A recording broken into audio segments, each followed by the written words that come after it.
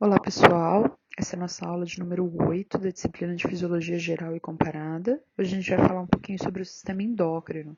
O sistema endócrino, ele tem como base principal os mecanismos envolvendo substâncias químicas específicas, que a gente chama, denomina de hormônios, tá? Essas substâncias químicas, elas são produzidas aí por glândulas, por tecidos ou até por neurônios especializados, tá? Elas vão sendo secretadas em quantidades muitas vezes pequenas na corrente sanguínea, né? Ou até diretamente. A gente vai ver um pouquinho como que funcionaria diretamente. Essas substâncias químicas, então, uma vez secretadas e na corrente sanguínea ou diretamente na célula, elas vão afetar órgãos, tá? E aí pode ser um órgão, pode ser mais órgãos, tá? Pode ser todo o organismo de uma maneira geral, outros tecidos de maneira geral. Tá? E aí a função desses hormônios, dessa substância química, vai ser exercer uma ação reguladora, né, que aí pode estar no sentido ou de induzir algo ou de inibir algo. Tá? E aí em órgãos, em regiões do organismo, em tecidos. Tá? E aí, como tempo, né, quando a gente observa o tempo de ação dessas substâncias químicas, elas geralmente trabalham devagar, tá? Mas agem por um tempo mais longo. Claro que isso pode variar dependendo da substância do hormônio aí que a gente está analisando. Mas, de maneira geral, ela vai ter um trabalho mais devagarzinho, né, mais duradouro. Quando a gente observa, então, o sistema endócrino, a ação dele, a gente vê que os hormônios eles se ligam, em geral, aí, aos receptores de superfície de células aí, e aí essa ligação vai acelerar, reduzir, alterar a função celular, tá? E aí com isso ela tem o controle dos órgãos, dos tecidos. O que vai ocorrer então à direita aqui a gente observa o esqueminha, num padrão geral, né, de via de sinalização hormonal, é uma molécula sinalizadora que vai se ligar a uma proteína receptora, né, que ativa moléculas sinalizadoras intracelulares, que alteram então a proteína-alvo e geram uma resposta. Observando aqui no esquema, olha só, a gente tem lá a célula emissora à esquerda, né? Ela liberando então essas moléculas sinalizadoras, né, que no caso seriam os hormônios, e aí eles são conhecidos aí chamados de ligantes. Ali em azulzinho, na próxima célula, que é a célula-alvo, a gente consegue observar então esse receptor que fica aderido ali à membrana plasmática, né, dessa célula-alvo, e ele possui uma espécie de encaixe, digamos assim, né? Claro que é esquemático isso aqui, mas a gente sabe que funciona mais ou menos como um processo de chave-fechadura lá de enzimas. Então vai ocorrer esse encaixe ali do receptor com ligante, e aí então vai ocorrer a resposta intracelular. E aí uma coisa, um ponto importante aí a se observar, é que ao lado a gente observa que existe uma outra célula, mas essa célula não é alvo, né, desse hormônio. E aí o que vai ocorrer é que simplesmente não vai precisar algo para inibir essa resposta dessa célula. É simplesmente ela não possuir esse receptor. Então, o ligante pode passar 1000 vezes ali do lado dessa célula não alvo, né, ali pela corrente sanguínea. Como ela não tem uma proteína receptora, né, daquele ligante, então ela não vai ter resposta nenhuma. Tá? Então é assim que funciona quanto as células aí que possuem ou não. E aí eu falei corrente sanguínea, tá, gente? Mas não necessariamente precisa ser, pode ser células adjacentes simplesmente. Tá? Ela não tendo o receptor, esse ligante não faz a ligação, e não fazendo a ligação, ela não responde. Algo muito comum quando a gente fala aí sobre sistema endócrino de maneira geral, né, hormônios, é a gente fazer uma relação com o controle nervoso, né? O que ocorre é que o controle nervoso ele também é né, funciona como uma central aí de controle, né? Ele controla diversas ações do nosso organismo. E aí, fazendo uma relação entre os dois, a gente consegue observar que a ação do sistema endócrino, quando comparada à ação do sistema nervoso, ela costuma ser o sistema nervoso muito mais rápido, né? A duração dela geralmente é muito mais curta e localizada. Enquanto a endócrina, como a gente falou, é mais lenta, mais duradoura também, né? E não necessariamente ela tem uma ação adjacente, ali, local, né? Ela pode, como a gente disse, atuar no organismo todo, uma vez que ela pode liberar substâncias de hormônios aí por a corrente sanguínea, tá? Um outro ponto importante é que os neurônios eles podem responder também a hormônios, né? E aí eles alteram o comportamento dele, né? E vão modificar a ação deles. As glândulas endócrinas elas podem receber, inclusive, direções cerebrais e alterar as taxas de secreção hormonal. Tá? Então, a gente vê que existe uma relação íntima entre controle endócrino e controle nervoso. Né? Eles trabalham em conjunto ali muitas vezes. Muitas vezes, digamos assim, que um organismo que está sem a ação de, por exemplo, tá tendo um decorrer de dia normal, né, sem influência de nenhuma droga ou sem influência de estresse, ele tem uma determinada resposta, né? A partir do momento em que ocorre essa ação de perigo, né, por exemplo, que traz o estresse, ou então a ação de alguma droga, né, fármaco pode ser também, o que vai ocorrer é uma resposta diferente, né? E aí a gente vê a atuação do sistema nervoso mudando e do endócrino junto em função disso, tá? E aí entra nesse último ponto aí que a gente vê nesse slide, que fatores ambientais, frequentemente eles disparam a ação dos dois sistemas, promovendo uma resposta integrada, tá? Então, uma resposta em situação de estresse e fora de situação de estresse pode ser diferente. Uma resposta em situação de, né, em uso de droga e fora do uso de droga tem uma diferença também, tá? E aí quando eu falo em droga, eu não tô falando só em drogas listas e listas, tá? Tô falando em fármacos também, né? Pessoas aí que têm problemas de ansiedade, por exemplo. Então, o corpo consegue se comportar de maneira diferente a partir da ação desse fármaco. Tá? Aqui fazendo só um apanhado geral, como exemplo aí, em plantas, os hormônios eles são denominados fatores de crescimento. Em mamíferos, eles podem regular funções sexuais, né, testosterona, estrogênio. Eles podem regular níveis de glicose no sangue, né, insulina, glucagon.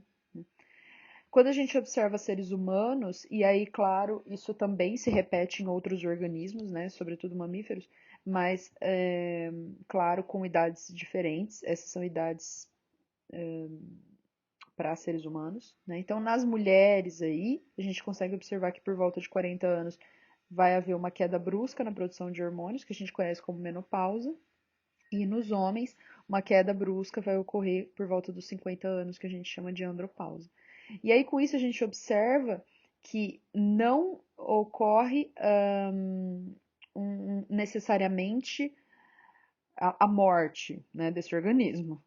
Não, claro que pode vir em decorrência disso, entenda. Mas é bom salientar que, apesar do sistema endócrino ser de né, grande importância, né, assim, essencial importância, existe uma queda, né, dessa ação desses hormônios em algumas idades aí, e a ação de alguns hormônios, por exemplo, hormônios do crescimento, né, ou hormônios de ovulação, né, que tem determinados períodos exatos para ocorrer. E a gente observa que mesmo eles sendo muito importantes, né, o sistema endócrino, ele não é de essencial importância em todos os momentos. Depende do hormônio que a gente está observando. Ele vai ter ações características e idades específicas, faixas etárias específicas em que ele é extremamente necessário e outras não tanto. Tá? Alguns hormônios são essenciais a vida toda. Outros seguem essa mudança. Então, quando a gente observa todos os processos fisiológicos, a gente sabe que tem que haver um controle, que eles têm que ser regulados, integrados, e aí a gente está falando de ajustes de quantidades, de concentrações, que é algo que a gente já viu lá desde a primeira aula, que é a tal da homeostase, né? Então, manter essa homeostase de todos os processos fisiológicos, para isso deve haver um controle, né? Eles têm que ser regulados, integrados. Quem vai fazer isso é o organismo como um todo, cada um realizando um tipo de controle de regulação. No relacionamento do organismo com o ambiente, né, em resposta a esse ambiente, vai haver uma necessidade de coordenação, de alguns órgãos ali internos. Então, a gente vai observar que ambos os sistemas, nervoso e endócrino, vão trabalhar juntos. Quando a gente observa o sistema nervoso, a gente sabe que existe tanto comando elétrico quanto químico. E quando a gente observa o sistema endócrino, que seria ali a parte hormonal, a gente observa somente um comando químico. Relacionando a velocidade de ação, como a gente já viu os hormônios, então, eles precisam atingir o alvo deles, e aí esse alvo pode ser atingido de maneira direta ou via sanguínea, e isso pode levar segundos, minutos, horas, dias e até anos, tá? Depende do hormônio que a gente está observando. Quanto ao sistema nervoso, ele vai trabalhar na ação de músculos esqueléticos ou de glândulas, né? Reflexo aí. E a resposta dele é imediata, em milissegundos. Relacionado ao tamanho do alvo, os hormônios eles agem em todas as células que são atingidas ali, sensíveis a ele, como a gente observou lá que tem uma proteína que vai então ativar com o ligante, e aí ele pode então atuar sobre órgãos inteiros, sistemas, né, tecidos. O sistema nervoso, aí a gente tem uma coisa diferente. Por exemplo, um axônio em um nervo motor vai agir somente sobre um músculo, né? Ou uma porção ali dele, ele próxima, adjacente. Ele não afeta outros músculos. Então a gente vê o sistema nervoso atuando de maneira muito mais localizada, digamos assim, né? No sistema de comando de maneira geral do organismo, a gente observa então um tipo de ação que pode ser determinada por hormônios, por neurotransmissores e também íons, né? Porque aí vai depender se é químico ou elétrico a resposta. E também o último tipo de ação seria a neurohormônio, né? Neurohormonal ou de neurohormônios. Então, ali no esqueminha, no primeiro esquema acima à direita, a gente consegue observar os hormônios, a ação dos hormônios, né? Então, uma vez secretada ali pela célula endócrina, pela glândula, né? Ele vai liberar nesse caso, né? Ele está liberando ali para a corrente sanguínea, para a via sanguínea, os ligantes, e aí esses ligantes vão percorrer todo o organismo. As células que possuem um receptor fazem então a ligação, tem a resposta, as que não respondem. Tá? No do meio, no esquema do meio aí, que a gente vê que é o esquema B, está escrito neurotransmissores, então vão ser substâncias químicas que vão estar sendo secretadas aí por neurônios, né? E aí eles vão difundir ali pela fenda sináptica e já atingir aquela célula-alvo. Claro que isso também pode ocorrer por sinal elétrico, e aí não vai ter essa fenda sináptica, não vai ser exocitado, né? Bom, vocês já devem ter visto. Não vai ser exocitado e atingir a próxima célula, né? Que é a célula-alvo. O que vai ocorrer, na verdade, são canais ali que vão fazer essa ligação direta elétrica. Tá? E no terceiro tipo, que seria a ação de neurohormônios, que são substâncias químicas liberadas por hormônios na corrente sanguínea e que vão atingir órgãos distantes. Então, ele é um misto, digamos assim. Tá?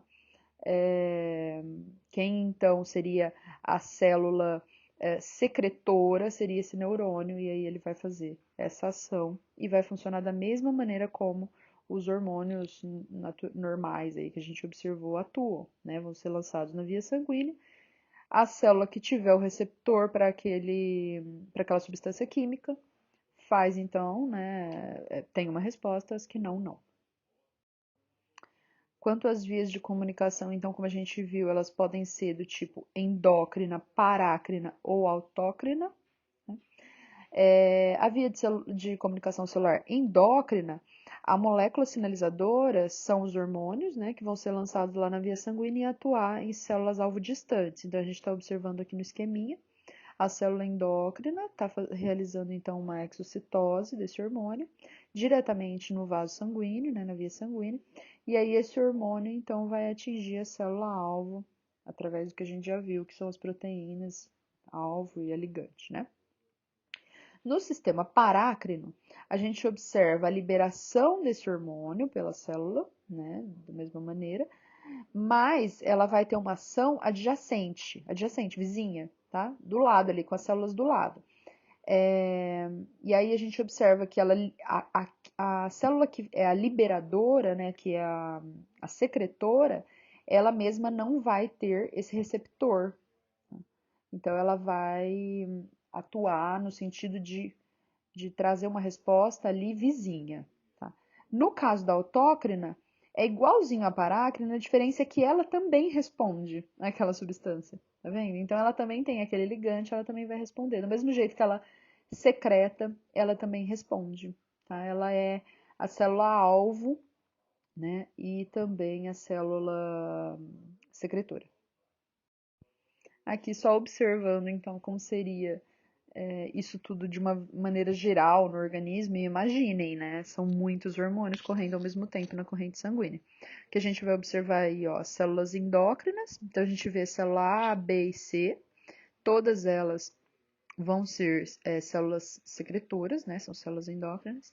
Elas vão fazer a liberação, por serem endócrinas, para dentro da via sanguínea, e aí a gente vê que a célula A está liberando uma bolinha, tá vendo? Célula B, um hexágono, a célula C, um quadradinho, né? E aí todos eles vão sendo liberados para dentro da via sanguínea. A hora que a gente observa a corrente sanguínea de maneira geral, a gente vê todos esses hormônios lá nadando juntos, né, na via sanguínea. E aí, conforme elas vão encontrando os locais, né, esses ligantes vão encontrando as proteínas que fazem, que é possível fazer o encaixe, a ligação, aquela célula vai responder, tá vendo? Então, é assim que vai funcionar de maneira geral tudo isso, todos os hormônios juntos na via sanguínea. Diferentemente do que às vezes a gente imagina, nem todos os hormônios têm um mesmo padrão, né? São formados pela mesma característica físico-química. Tá? Alguns são derivados de aminoácidos, outros são proteicos ou peptídicos, outros são esteroides, né? E aí lipídicos, outros são derivados de ácido graxo, tá? Então, tem hormônios de vários tipos diferentes, tá? De várias características físico-químicas aí, juntamente com isso. Quando a gente observa, faz uma relação entre hormônios esteroides, né, que são lipídicos aí, versus hormônios proteicos, a gente observa que hormônios proteicos têm uma estrutura menos conservada ao longo da filogenia, né? E aí eu tô salientando isso mais para a gente ter uma observação mais geral de como que é isso ao longo de de toda a árvore, né, filogenética. O que ocorre é que é muito complicado analisar a ação hormonal, como a gente vem fazendo todos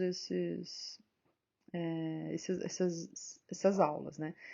Nas outras aulas, se a gente observar, a gente consegue fazer digamos assim, um caminhar por entre as ramificações evolutivas ali da árvore evolutiva. A gente consegue ir mostrando cada um dos grupos animais, como que é, o sistema nervoso, sistema digestório, sistema respiratório. Diferentemente disso, aqui no sistema hormonal não existe, de fato, um padrão a ser seguido, mostrando assim, olha, esse organismo, né, é o organismo menos derivado da nossa árvore da vida, digamos assim, e ele tem menos hormônios, ou hormônios menos derivados. Isso não existe, isso não é verdadeiro, né? Os hormônios são bem diferentes. O que a gente pode observar, então, é apenas esse padrão aí que a gente vai falar agora. Então, que hormônios proteicos, eles têm uma estrutura menos conservada ao longo da filogenia, né? A gente já vai ver uma tabelinha. E aí as alterações vão ocorrer no tamanho ou na sequência dos aminoácidos, tá?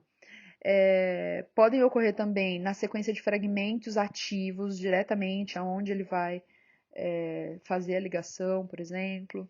As alterações podem ocorrer em outros sítios, tá? E aí isso permite, por exemplo, a clivagem de novos fragmentos para formar novos hormônios, tá? E isso varia muito, muito, muito. Tá? Não necessariamente e na verdade não tem nenhuma relação com a derivação evolutiva. Tá? O que ocorre é que duplicações gênicas e modificações dos produtos de transcrição podem formar o que a gente chama de famílias de hormônios.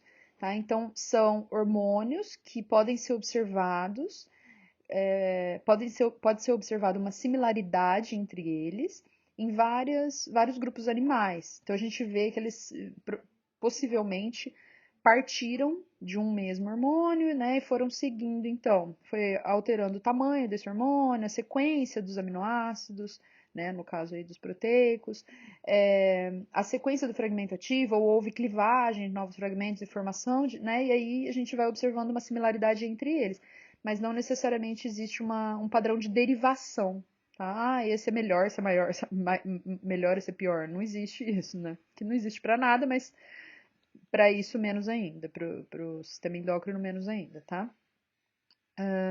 Vamos observar então a tabelinha que eu disse. Ó, aqui a gente consegue observar uma tabelinha sobre a sequência de aminoácidos das gonadotrofinas, né? Hormônio luteinizante, hormônio estimulador de folículo, né? Que são hormônios aí relacionados à parte de ovulação, formação da parte sexual, né? De maneira geral. Então, desde vertebrata e urocordata. Então, aqui a gente observa, lá na tabela, a gente observa ó, mamíferos, alguns peixes, a galinha, lampreia, sapo, alguns tunicatas. E aí o que a gente observa é que existem alguns padrões, né? E aqui quem está em azul escuro são os hormônios que vão modificando, tá? Então aí ele fez, né, ele numerou 10 aminoácidos, uma sequência aí, fez, né, o sequenciamento aí, observou então quais eram cada um dos aminoácidos formadores dos hormônios da gonadotrofina, do hormônio gonadotrofina, e aí ele veio olhando quais eram as similaridades, quais eram as diferenças. A gente observa que existe um certo padrão, mas não necessariamente existe uma derivação, tá? E aí eles vão formando vários tipos de hormônios, mas de uma mesma família, que é o tal da família de hormônios que a gente fala. Dando uma observada aí no histórico, né, da endocrinologia, aqui a gente observa o primeiro experimento, né, que a gente chama de experimento de Bertholds, tá? Ocorreu em 1849 aí, e aí então ele realizou o experimento com 8 galos, né? Ele dividiu em 4 grupos, cada grupo então tinha 2 galos.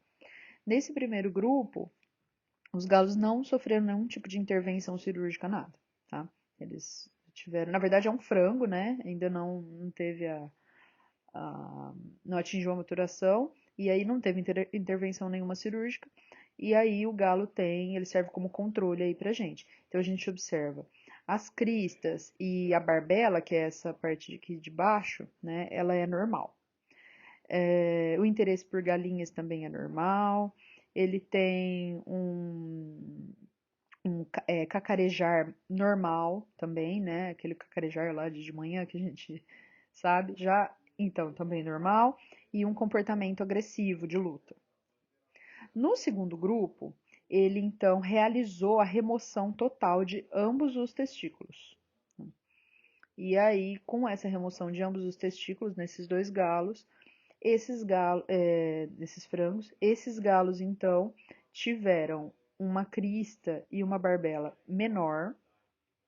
O interesse de galinhas não ocorreu, tá? Por galinhas não ocorreu. Um cacarejar fraco, tá? E também o comportamento de luta também não foi possível observar. Tá? No terceiro grupo, foi realizada uma intervenção cirúrgica em que um dos testículos foi recolocado na cavidade abdominal do próprio galo. Tá? E aí houve um desenvolvimento normal das características sexuais secundárias, como no grupo controle. E no último grupo, grupo 4, foi realizado um transplante de testículos de um dos galos, frangos no caso, para o outro frango, e também houve um desenvolvimento normal, como no grupo controle. Tá? E aí, com isso, Arnold Bertholds, ele consegue então entender que nem sempre todas as sinalizações fisiológicas do organismo, elas dependiam do sistema nervoso.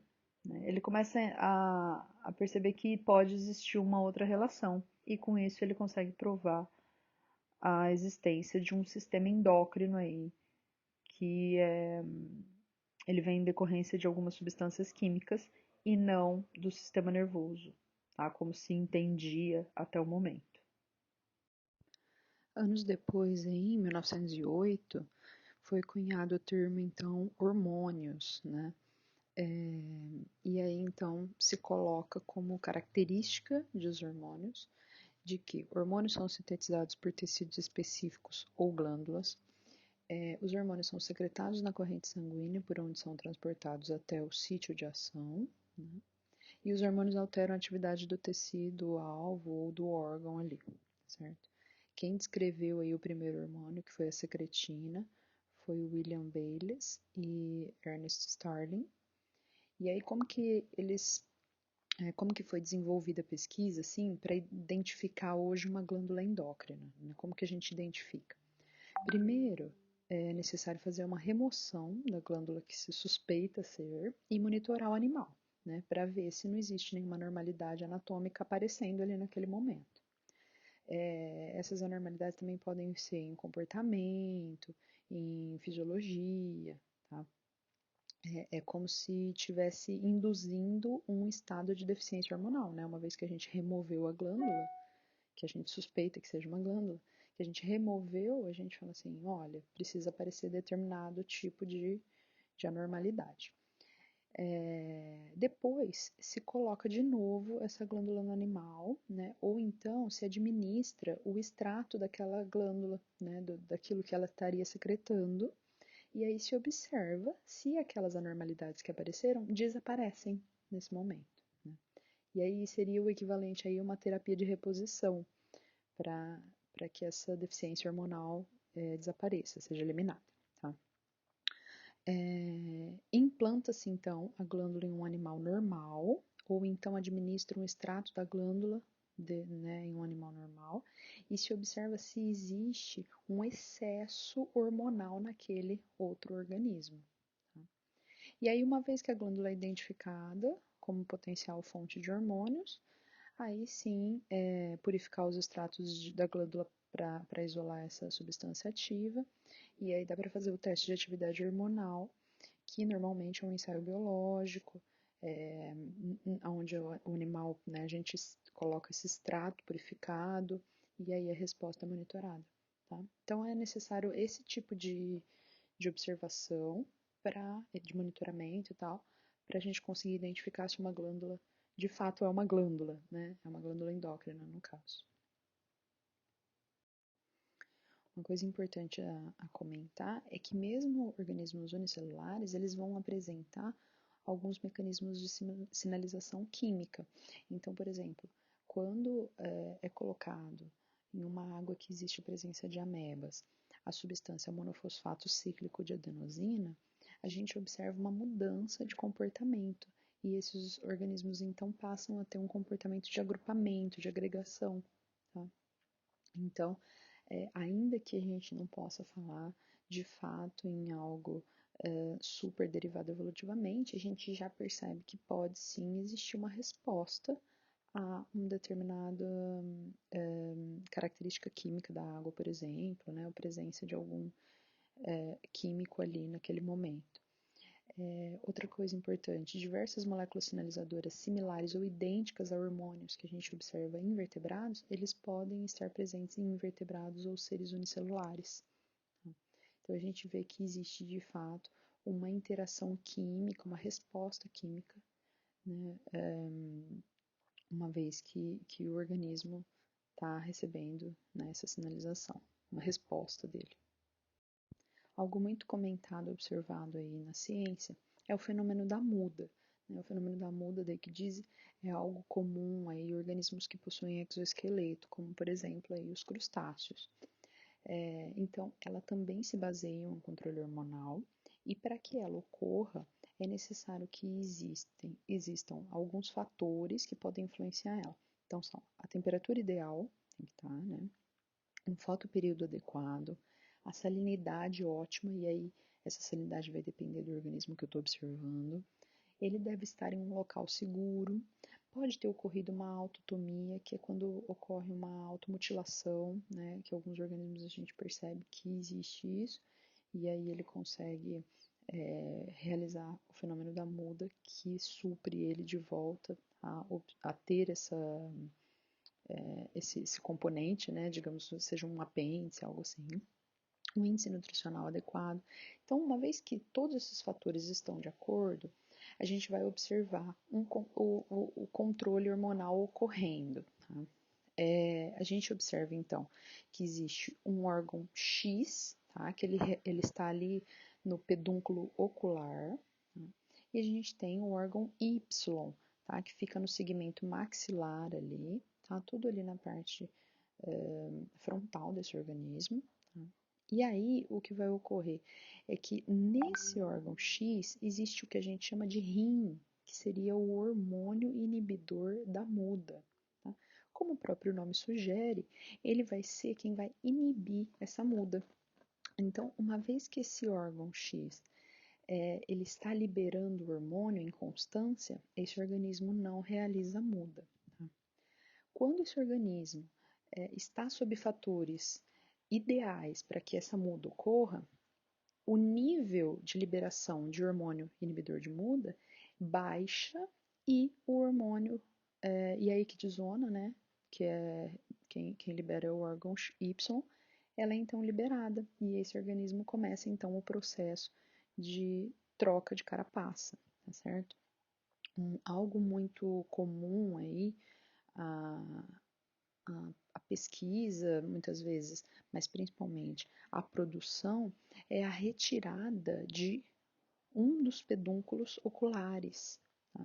Então, retira-se um pedúnculo ocular desses crustáceos, e isso faz com que esse órgão X, que é o liberador do hormônio da muda, hormônio inibidor da muda, ele trabalhe de maneira ruim, digamos assim, né? Ele vai liberar menos hormônios inibidores da muda. Esse organismo, então, vai tender a realizar mais mudas, o crescimento é mais rápido, certo? Um outro ponto aí bem comentado na ciência é a questão do excesso de hormônios que são liberados aí para os mananciais. Então, o que ocorre aqui? Hoje em dia existe uma quantidade de hormônios e de fármacos em geral, de drogas em geral, que são liberados para os esgotos, né? Uma vez que as pessoas consomem esse tipo de hormônio, não só as pessoas, né? Outros organismos também têm um excesso, uma vez que somos organismos ultrafiltradores, esse excesso, então, não vai ser acumulado no organismo, ele vai ser liberado para a urina, né? Como a gente viu lá na aula de excreção. E aí, conforme isso vai entrando no esgoto, vai sendo liberado pelo esgoto, isso vai entrar em contato, com certeza, com mananciais. A gente sabe que né, nem todas as cidades, a maioria, na verdade, dos municípios, não possuem um tratamento adequado aí do esgoto, né? Então, esse esgoto ele é liberado no rio e ele possivelmente vai ter um contato aí, principalmente com os peixes, né, com a ictiofauna.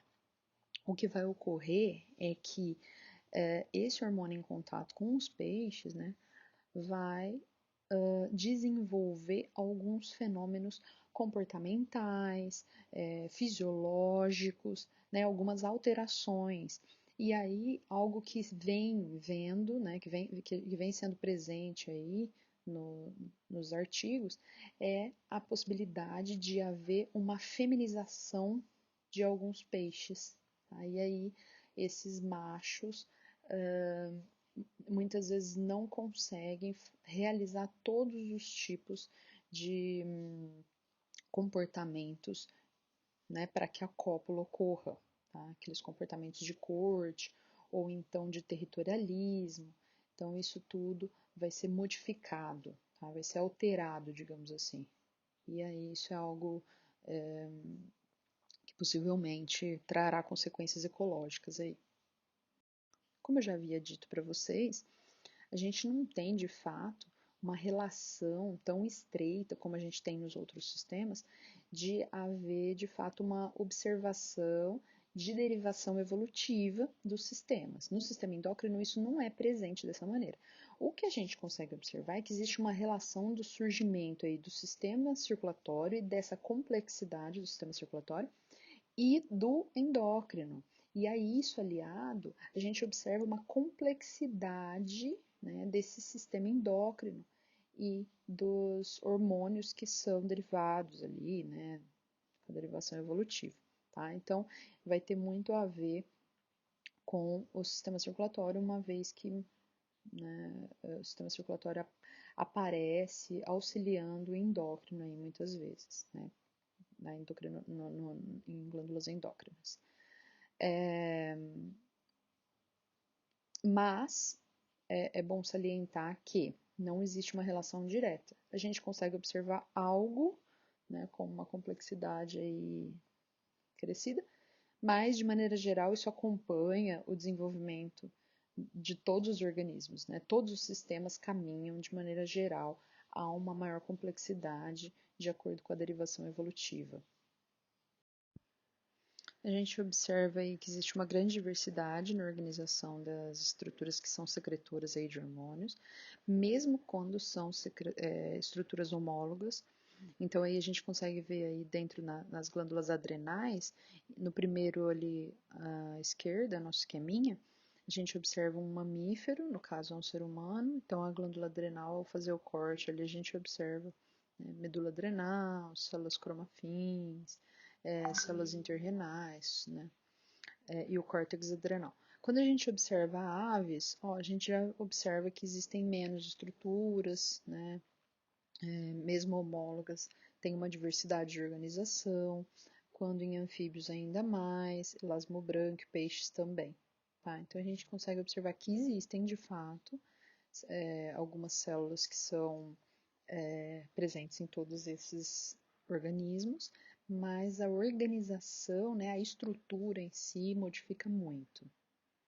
Aqui reuni para vocês os hormônios aí dos seres humanos. Tá? Tem alguns que a gente percebe que são hormônios que são próximos, tem tanto a célula secretora quanto a célula alvo são muito próximas ali, né? Como por exemplo a gastrina, e que tanto a produção quanto o alvo são o estômago. Temos outros que são um pouco distantes, como a secretina, que a produção é no intestino e o alvo é no pâncreas. E temos outras bem separadas, como o ADH, né, que é produzido lá no hipotálamo, e o alvo dele vai ser no rim.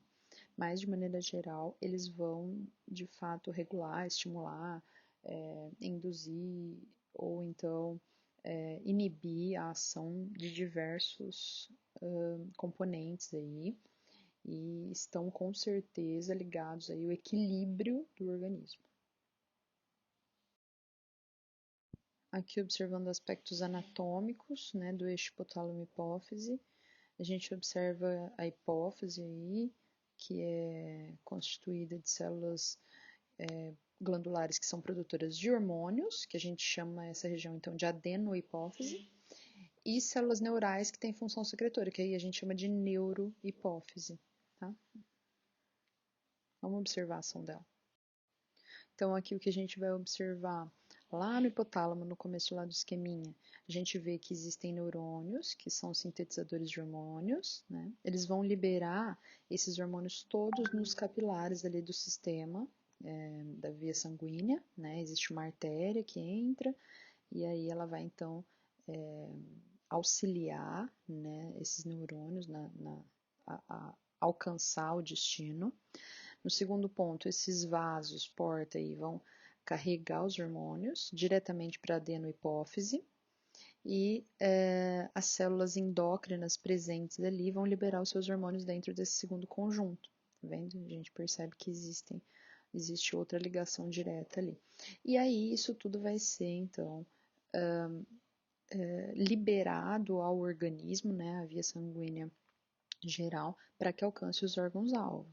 Aí a gente tem vários hormônios, aí prolactina, que vai para as glândulas mamárias, o GH, que vai para o sistema musculoesquelético, o TSH, que vai para as glândulas tireoides, auxiliar no metabolismo, o ACTH, que vai para o córtex suprarrenal, As gonadotrofinas que vão para ovários, né, testículos, as gônadas de maneira geral.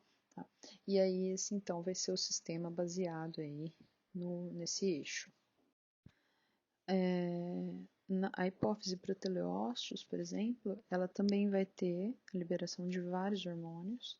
Tá? A gente já observa isso lá, esse eixo também lá. Tá?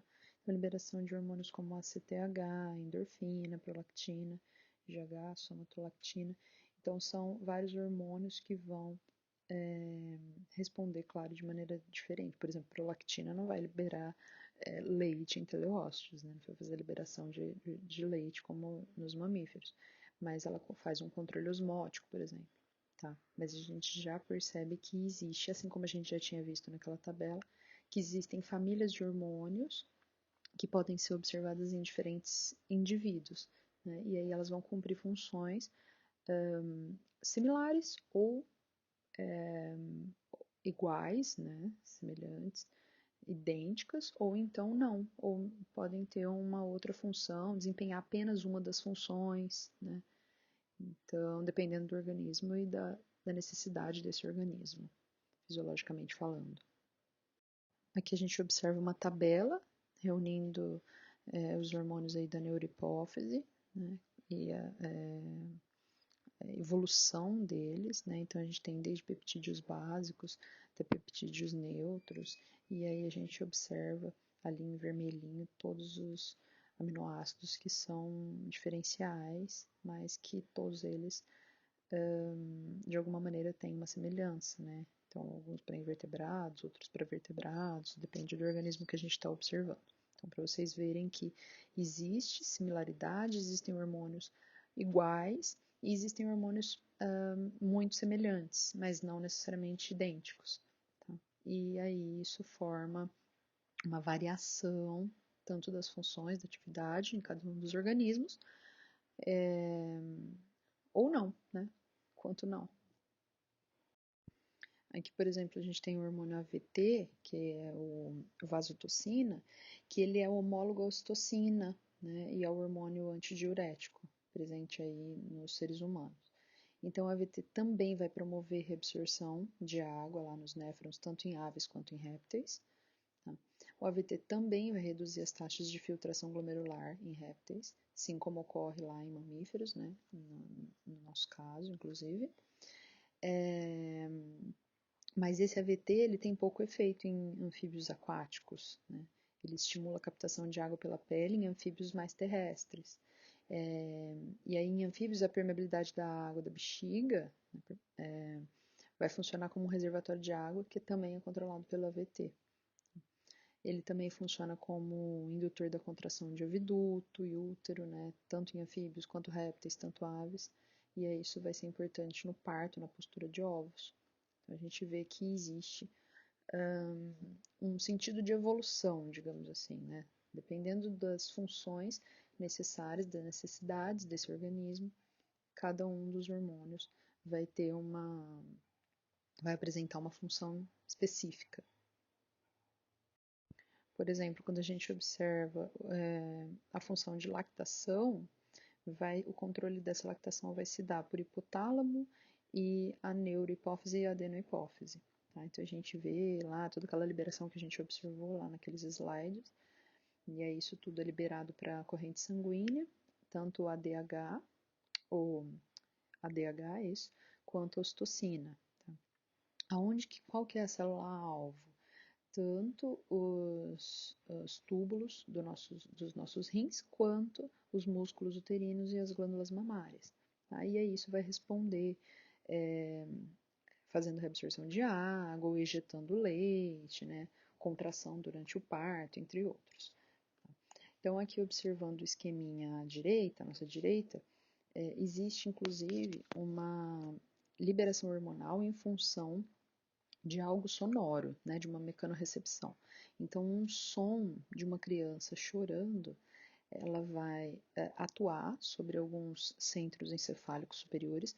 Importante salientar que não só o som da criança, mas também a sucção, de maneira geral, também auxilia, né, nessa resposta. tá? E aí ela é sentida ali por mecanorreceptores do mamilo. Realizando isso, então, vai haver uma resposta lá do hipotálamo, de neurônios que são produtores de ocitocina, vai haver a liberação lá naquele sistema porta que a gente observou, e aí, então, a adenohipófise e a neurohipófise vão responder. A neurohipófise vai, então, aumentar a ocitocina e a adenohipófise vai aumentar a prolactina. Tá? E aí, isso, então, vai auxiliar na contração de músculos lisos e vai secretar leite ao mesmo tempo, tá certo? Enquanto a ocitocina faz a contração de músculos lisos ali, a prolactina vai realizar a secreção do leite e aí esse leite, então, é liberado. Tá? Para outros organismos, a prolactina também é presente, tá? E ela vai ter ações muito diversas. Aí eles reúnem que a prolactina tenha mais de 300 ações diferenciadas em vertebrados. Tá? A maioria, as grandes categorias são balanço de água e eletrólitos, crescimento e diferenciação, metabolismo, comportamento, reprodução e imunoproteção. Tá? Então, todas essas são características da prolactina, que para a gente é muito mais conhecida, né, para os seres humanos, mamíferos de maneira geral, mas para outros organismos também, diversas pesquisas vêm compreendendo melhor como atua essa prolactina em diferentes categorias aí, que são essas principais que a gente numerou. Os neurohormônios do hipotálamo, eles vão regular a produção de hormônios da hipófise anterior. Então, a gente tem tanto hormônios que têm efeitos estimulatórios quanto efeitos inibitórios. E um deles, que é um dos mais estudados, é o hormônio do crescimento. Vamos dar uma observada como ele funciona. Então, aqui no esqueminha a gente consegue observar o hipotálamo, né, fazendo a liberação então do GHRH, tá? Ali para a região de adenohipófise, certo? Ali existe a presença ali de células GH, né, nessa adenohipófise. Elas vão fazer então a liberação de GH para o fígado, e aí esse fígado vai metabolizar esse GH em IGF, e aí isso vai ser liberado para tecidos, tecido ósseo, tecidos moles, e vai induzir então o crescimento. Para haver uma regulação da secreção desse hormônio de crescimento, é necessário algumas características, como por exemplo sono, exercício físico e hipoglicemia. Então a gente percebe que, por isso que é muito comum, né, no senso popular, senso comum, se falar, precisa praticar exercício físico para crescer, precisa dormir para crescer, né, porque são alguns gatilhos de liberação, regulação da secreção do hormônio de crescimento. Tá? Então, esse sono, esse exercício físico, essa hipoglicemia, que é presente inclusive em momentos de jejum, quando a gente está sob sono REM, por exemplo. Então, isso tudo vai atuar de maneira importante ali no hipotálamo e na adenohipófise, né, de maneira geral, para que essas células produtoras de GH lá da adenohipófise realizem de fato todo a liberação do hormônio do crescimento. Quando existe um excesso de secreção desse GH lá na infância, o que a gente observa é o gigantismo. E aí ocorre uma deposição de proteínas, né? E esse hormônio de crescimento também.